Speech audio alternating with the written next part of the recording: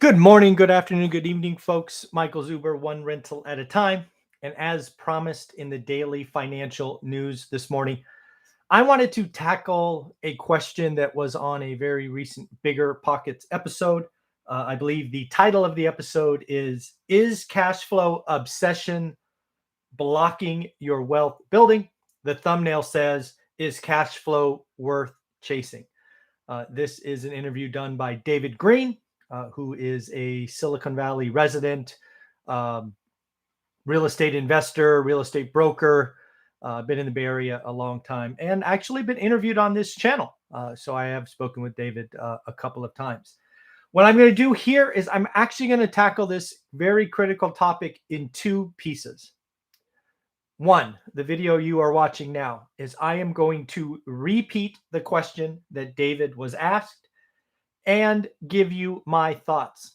And they are probably going to be, no, I can say they will be very different than perhaps what you heard David say. And then second, I will be doing a second live stream on the broader topic of cash flow versus equity. I don't want to merge the two topics. I want to give the question at hand its due, partly because the person who asked it is actually a course member. So again, this episode is the exact question that David Greene was asked. So first, let me read it to you so you can see that it is the same question. So here we go. My husband and I started buying single-family homes out of state 2 years ago. Our goal is to retire in the next 5 years, replace two six-figure salaries, and also build equity. We are following a rather conservative, slow pace, and passive strategy.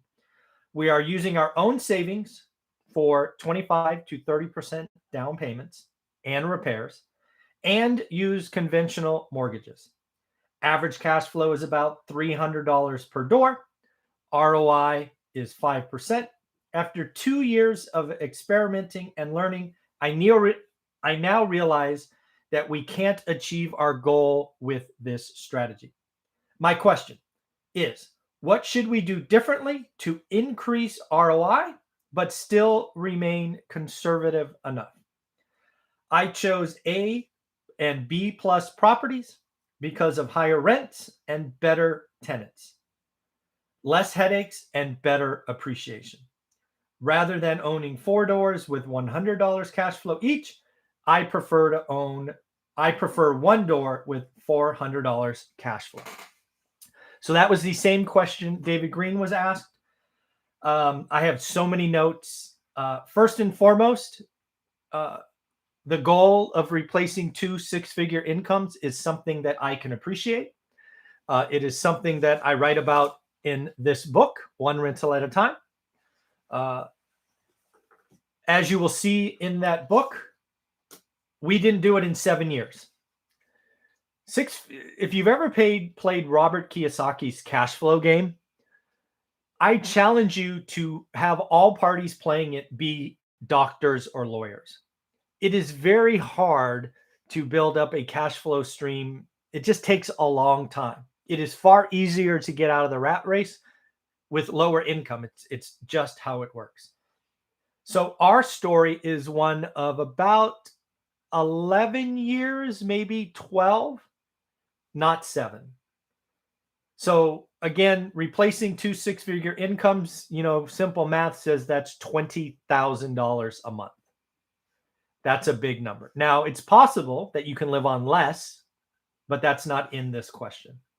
So first, I want you all to know that Olivia and I have done this. It's hard. It takes time. Second, and perhaps the most important thing, and again, I only can say this because I've done it. David Greene, I don't believe, talked about this. You often have heard me say that time in the market is better than timing the market. This is a great example of that, and let me tell you why. It sounds like this, the person who asked the question is doing linear math, basically saying, hey, we bought 5 single-family homes. They're $300 a month. That's $1,500. it's going to take us forever to get to 20,000. That is linear math. What I mean by it's time in the market is at some point, for me, it was around year 4. For others, it might be year 5. You start to get exponential. What do I mean by that? Again, I write about it in the book. What did we do?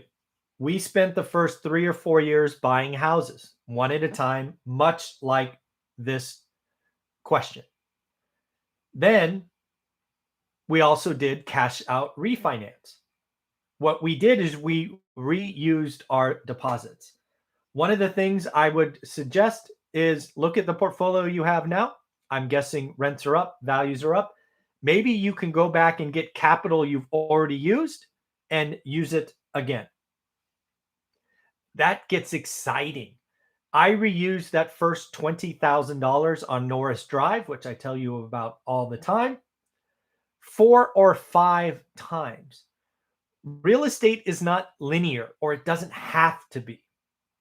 Time in the market allows you to explode exponential growth, but it doesn't happen in 2 years most of the time. But again, I would ask you to look at that. So again, time in the market and the ability to recycle capital is awesome. And that is something I do not believe David talked about. Recycling capital. Never, ever create an alligator. Remember, that's rule number 1, no negative cash flow. Number 3, it should not be a shock to anyone, if you've ever played Monopoly, that Class A properties are not the best cash flow. If your personality, if your choice, if your desire is to buy Class A, there is nothing wrong with that. But don't say you want to buy Class A and get Class C yields. It doesn't work that way. If your strategy is to buy Class A, then as I tell you all the time, set up your buy box, go learn average. What I would ask you to do in this question is same question I'd ask anyone. What is average? If average in your market based on this question is 5%, I want you to bust your butt, work really, really hard, and find 7 or 8% yields in Class A. I don't judge anyone's buy box. I just don't want you to do average. Anybody can buy an average deal. Don't buy average. It takes work. So that's that. So now some math, right? Because again, I have the luxury of seeing this question. I don't know if David saw the question or if it was read to him. So again, this is what I've done. So again, this is a 2 6-figure income. So they bought 5 properties. $300 each. That's times 12. That's $18,000. They are now have positive cash flow of $18,000. They told us the ROI is 5%. So assuming that is correct, that means their down payment's been about $360,000. So they have deployed $360,000 to earn 18 grand. That's a 5% yield. Again, I don't know if that's bad or good. I don't know your market. You need to tell us. If average is 5%, then that's not good. If average is 3%, then that's great. Now they also tell us the down payment of between 25 and 30%. So I split the difference at 27.5%. That means they are controlling roughly $1.3 million in property with cash flow. And they've been doing this for 2 years. I don't know what state, don't know which area, but I have to assume that their purchase of $1.3 million in property is probably worth between $1.5 and $1.6 million today. So roughly speaking, they have $18,000 in cash flow, and they have had equity build of nothing less than $200,000. That is not covered here as well. So the other thing I did is I wanted to do the math, and I assumed a yield of 10% because this is linear math. This is what I think David was talking about, not appreciating recycling capital, cash out refi, 1031 exchange. Folks, when you're in the market and you're paying attention and doing the work, you can do amazing things, but it takes 4 years, 5 years. It's not 2. So what I did is I said, okay, you want to replace six-figure income. I assume 10,000 a month times 2. There's 2 of you. That's $240,000. I assumed if you could find a way to earn 10%, not 5, 10%, that means you need to put down $2.4 million. Linear math says that's really hard to do. That is why you get folks like David Greene saying this doesn't work, buy something bigger, more expensive, take more risks, go buy something in San Jose, California, which will give you wild appreciation. I think that is certainly and that's certainly advice. I don't know the situation and would not pretend to tell if it's good advice. It might be, but I don't know.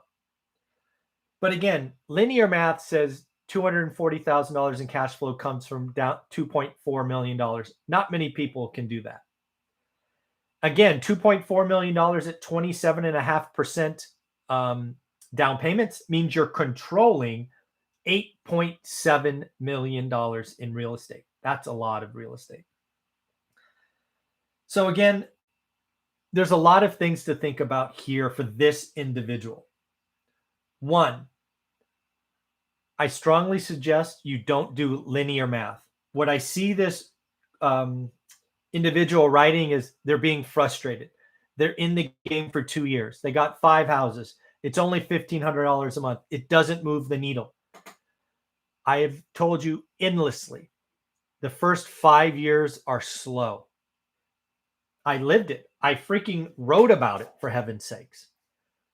But then you will have the ability to recycle capital. You can recycle capital with cash out refinances. You can recycle capital with 1031 exchanges. I'm not telling you that your market's bad. In fact, nowhere in your question do I even know what market you're in. It could be great. I don't know. But I do think you're rushing it. You're looking at 2 years. You're going, hey, if I continue at this rate, the linear math doesn't work. Again, time in the market beats timing. You will have the ability to recycle capital. And as you recycle capital, you can use it over and over and over and over again. It gets easier. The pile grows bigger. Second, it seems like you're frustrated and you want to dump your area. Again, I don't know. There are so many other questions that aren't in here that's impossible for me to say. I do want to sort of highlight that going to an expensive market like San Jose, California, and buying a 800, a million, or whatever is property, breaking even on cash flow and hoping for appreciation, I do not particularly like that advice. Again, I have replaced 2 six-figure incomes. I have also seen people worth $10 million go broke because they had negative cash flow. I think in this environment with asset inflation, that betting on more appreciation is foolish or foolhardy. It might work, but it's not something that I want to stake my reputation on. I believe you have to be able to hold through any cycle. That is why I talk about 30-year debt. That's why I don't talk about adjustable rate mortgages.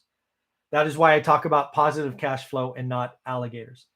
If you can't hold through any cycle, I don't like that idea. And I've been living in the Bay Area for 50 years. The Bay Area is not always roses and unicorns. In fact, we have had negative population growth. We have had more and more VC money go to other places. I think I reported last week the VC money is down 30%. It is going to Texas and Nashville and Florida. Folks, there's a chance that the Bay Area in 10 years is not the gargantuanly expensive market. It might come in. Who knows? So what else do I have? I have so many notes on this. Again, your strategy in your note, Class A, less headaches. You can't have Class A, less headaches, and the best yields. That is something you need to get comfortable with. If you want higher yields, you need to potentially have more headaches. I'm not judging good or bad. I'm just saying you can't have both.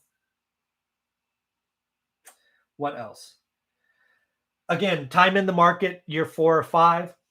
Replacing 2 six-figure incomes. I only have my example. It took us 11 or 12 years. Doing it in 6 or 7 is hard. Another thing to realize that really expedited our growth was the ability to leverage private money, but we did that at the bottom of the market. It's not something to do at the top of the market, right? It allowed us to buy a lot 10, 11, 12.